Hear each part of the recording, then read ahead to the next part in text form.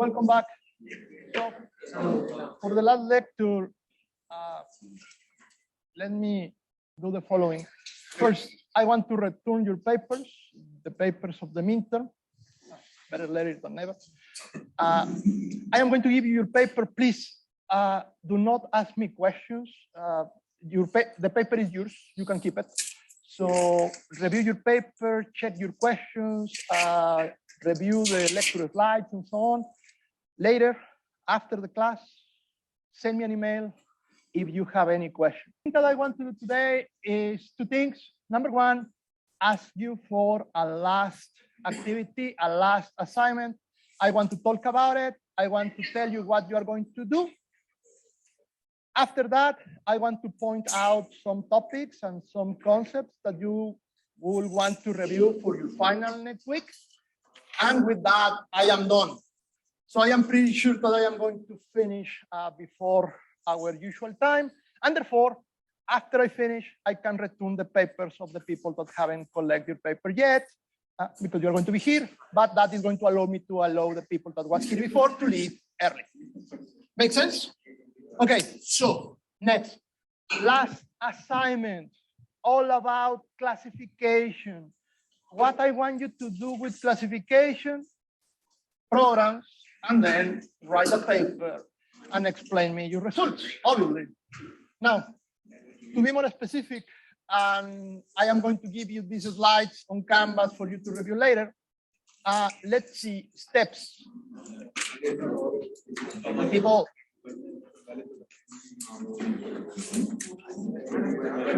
People.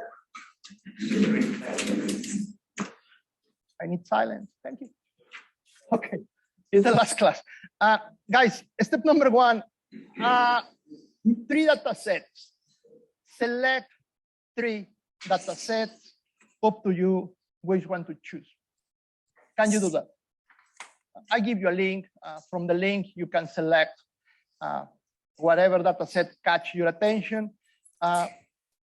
Please, my recommendation, the only thing is use data sets, obviously, that are labeled, data sets that have inputs and the output, because it's going to be for classification.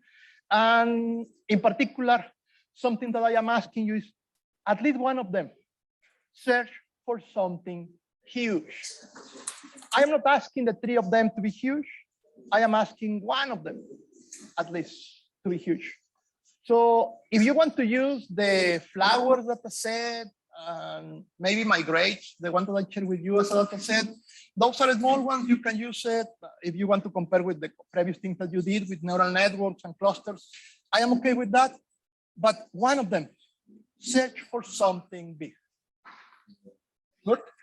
In particular, for that one, for the one that you're going to search for something big, huge recommendation for you to notice how these things work. Search for something related with sensors. In particular, there are 2 data sets available that you can find. One related with Android, related with the movement sensors in the phone and how those data is translated to posture. That is a huge one, a very interesting one that maybe you could be interested in use. Again, is data from a phone and with labels about whether the user is sick or stand or working. You can check with that. The other one that maybe you want to check about it is brain-computer interfaces, in particular data about the brain and the user doing some kind of activity. Some of them with videos, the user looking to a video. The label is what is the reaction of the user in a particular moment. The data is 14 channels of brain waves.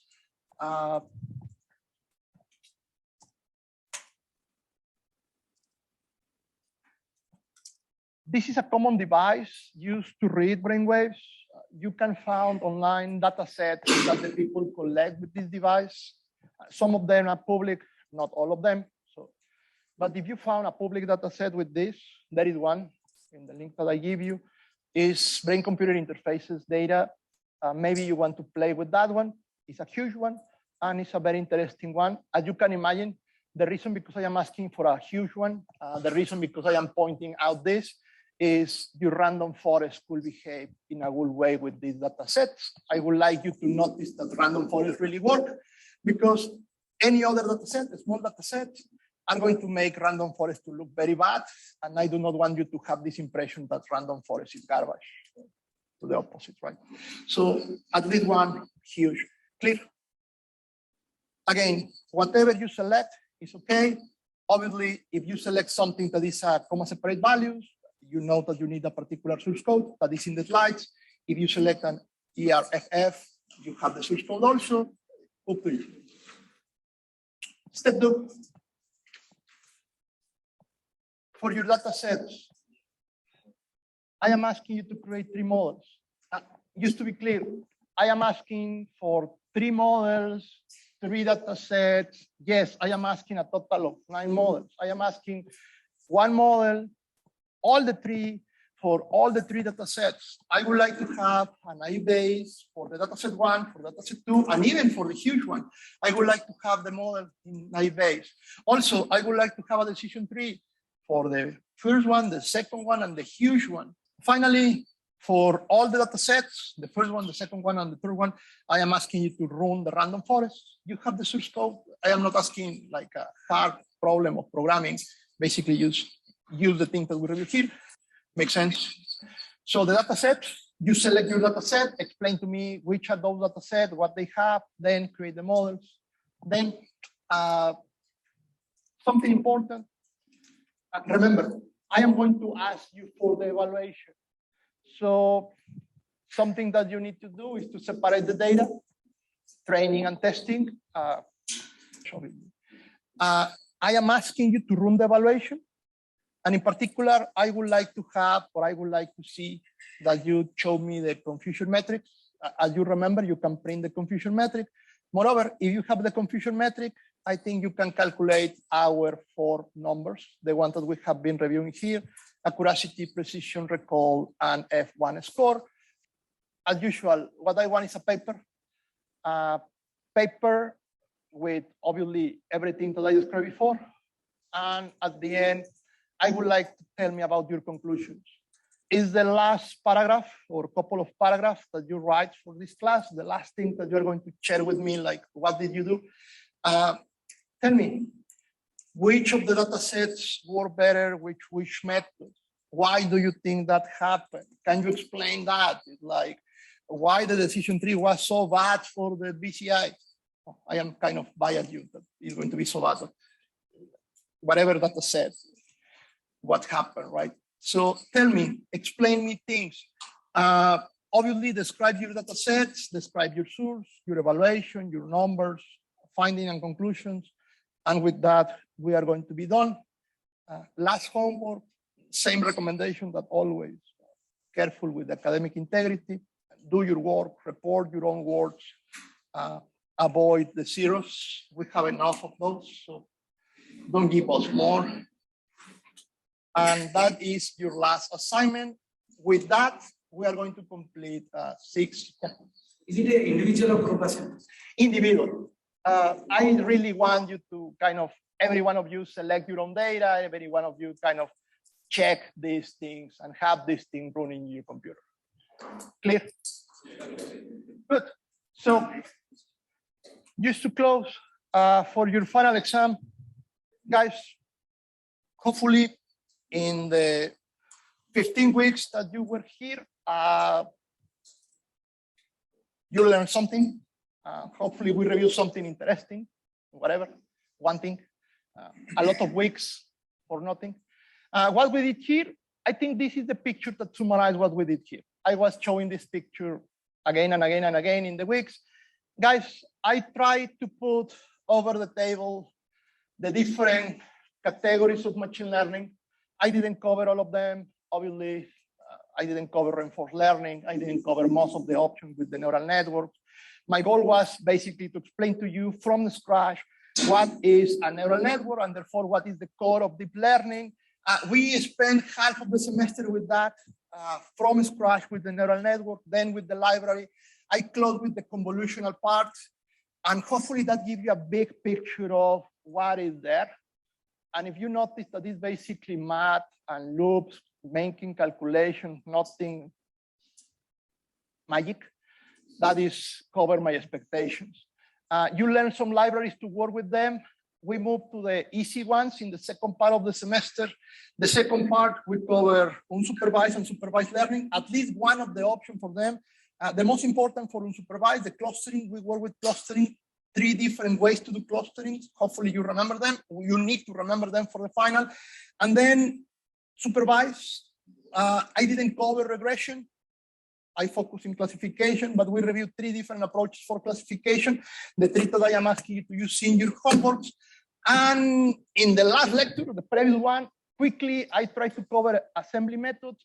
Really, I cover only random forests and very quickly in one slide. So it's not exactly that we cover that part. There are several options that we do not cover. But I think that the blue circles more or less represent what we did here. Now, my recommendation for the final is if for every single one of those circles in blue, and obviously for the red one, the big picture, you can explain the concepts. If I can ask you what is supervised learning, what is unsupervised learning, what is classification, what is a random forest, what is a decision tree, and so on. If I can ask you how those models work, how a decision tree works, how random forest work, how a neural network works, and so on, theoretical thing. Moreover, if I can ask you to implement in source code, mostly with libraries, those models. If I can ask you to implement a naive-based model or a K-means or a DB-scan clustering or a neural network as I did in the midterm, and you remember the core ideas, those are maybe the main things that you need for your exam. You are going to notice now that you have your paper, take a look to the questions that were about implementation coding. You're going to notice in your papers, even if your code is perfect or not, you're going to have some circles or lines in particular elements that I was looking for. And if you have those elements, you get full points. If you do not get full points in the questions that are related with coding, probably you have some comment that I put in red about what is missing.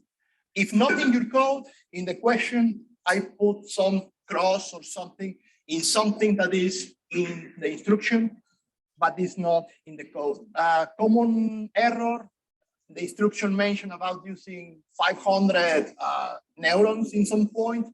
And if you didn't put those 500 neurons, you lost some points. And I have a note there like, hey guys, you forget to put this in the model. That could give you a very good idea what you can expect for the final exam. Similar things with the new models that we cover. Obviously, it's a comprehensive exam. Obviously, it's going to be, again, about neural net, similar questions that you had before, but also about the new models, source code. I think the new models are easier than the previous one, so it could be kind of a quick exam. My goal for the exam is 1 hour. We have 1 hour and 50 minutes, almost 2 hours here in the classroom. Please review on Canvas. I post an announcement with the time because it could not be exactly the time of our lecture. You have the time there. I put the time for the beginning, when we are going to begin the exam, but you are going to finish, I am pretty sure, before 40 minutes, 45 minutes, you're going to be done. Again, I am going to wait for 75 minutes, 1 hour and 50 minutes, just like a lecture, but I am pretty sure that you're going to finish before that. I mean, if you have done your homework, it's going to be very quick. I mean, as far as you can write a couple of lines, but you can keep your exam 75 minutes and just think about it and review and so on. Good.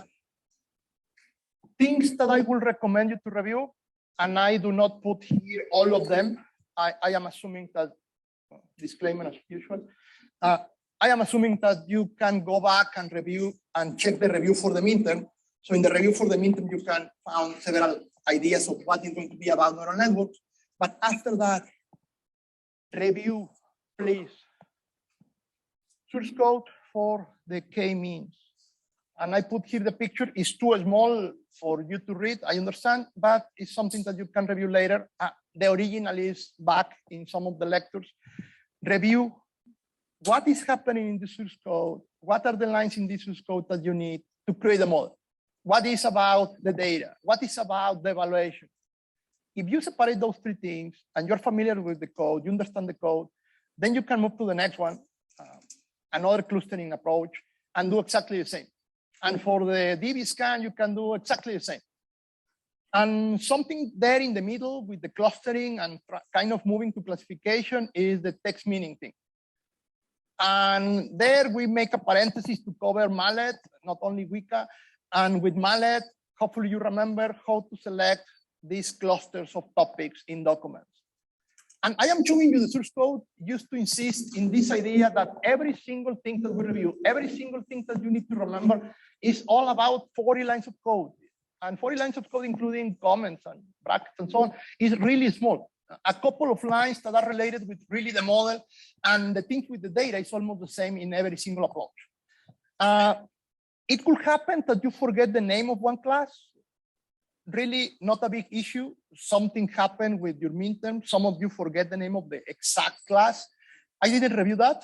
If you give me kind of an idea, if you give me the parameters, some of you forget the name of the constructor, the constructors and getter setters.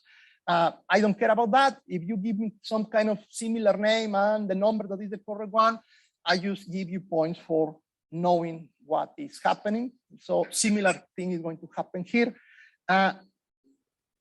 Text mining with naive Bayes, one particular case that we review, classification with text documents. If you can review the difference between these two, that could be great. What we do when I know the topics, what I do when I do not know, and I just want to create clusters, two examples to review. And after that, we get full time in classification. With classification, we check again naives. This source code is familiar to everything that we did in the last 2 weeks. Naives Bayes with Weka, naives with Mallet. And then after reviewing naive Bayes, we review decision trees. In particular, the only approach that we review for decision trees was this J48. In red, I share with you what changed compared with Bayes. And we ended with the random forest, also with Weka. I put here the source code. Probably if there is one thing that you want to review is to review the source code, is to review the homework that you submit, is to review that you can do this in a program, that you can include this kind of stuff in your software later. Obviously, the other part is the concepts, the theory. I am going to ask you about it. The fact that it's not here is just because I think that this is harder. Moreover, more important because the questions have more value, the ones that are related with code. But you can also expect that I am going to ask you about the models, theoretical questions. Theoretical questions, do you remember that we review naive Bayes? And do you remember that I showed you a data set? And do you remember that from the data set, what do you do to apply naive? Two things. Do you remember that you create some tables? Frequency tables? Can you create the frequency tables for a particular data set that I give you? Can you apply the equation after you calculate the frequency tables? Don't worry, I am going to put the equation in the paper, or I am going to put the equation here in the whiteboard. Good idea that you memorize, but it's not mandatory. The point is, do you remember what is the meaning of each of the elements in the equation? Because I can put in the equation, yeah, it's something, probability, and it's like, what? If you remember the meaning of these things in the question and where to get this information from the frequency tables, for sure, it's one question that is going to be there. I am going to ask you to know that you really know and understand what is happening with Bayes, just because Bayes is one of the most important models that you should know if you raise your hand like I know machine learning or I take a course of machine learning. So one question for this, for sure, probably one about decision trees, decision trees, easy ones. Don't worry. I am not going to ask you to calculate entropy or gain. It's going to be more or less what I showed you, like visually, okay, look like this is an option. Use for you to demonstrate that you remember how these things work. Source code, theoretical question. Again, as I mentioned before, what is machine learning? It's a question in your midterm. It's going to be there again. Common error in the midterm, you are going to notice. I asked you what is machine learning. Some of the answers that I put there, multiple choice, one of them in particular was the definition of artificial intelligence. And one important thing for you to remember is not the same. Therefore, the definition of artificial intelligence is not the same definition that machine learning. So just review those concepts. They are in the first, second week of classes. They can be there. Any question about concepts is going to be used like in your midterm, a question with multiple choice. So you do not need to memorize definitions, but you need to remember kind of the key idea and being able to select what will be the correct option. Make sense? Good. Any question, guys? Okay, I'm going to stop here to return the papers of the people that was late. Thank you. See you for your exam.